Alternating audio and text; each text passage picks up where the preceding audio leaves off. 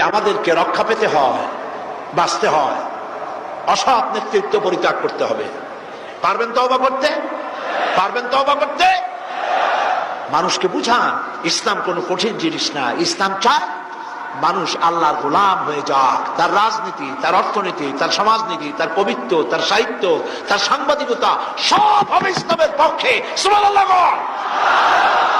আপনি সাংবাদিক, আপনার কলমের একটা কালি দিয়া, ফোটা কালি দিয়ে একটা লেখা দিয়ে যেন ইসলামের কোনো ক্ষতি না হয়, মুসলমানের কোনো ক্ষতি না হয়, আপনি ইসলামের পক্ষে লিখবেন, মুসলমানদের পক্ষে লিখবেন, আল্লাহর দ্বীনের পক্ষে লিখবেন, সৎ কথা লিখবেন। মিথ্যা কথা বলে, মিথ্যা কথা লিখে মানুষকে বিভ্রান্ত করবেন না, দেশে অশান্তি সৃষ্টি করবেন না। আপনি কবি বা সাহিত্যিক, আপনি রাজনীতিবিদ, আপনি যেই হন না কেন, আমরা আল্লাহ পাকের সবাই, আমরা আল্লাহর গোলাম।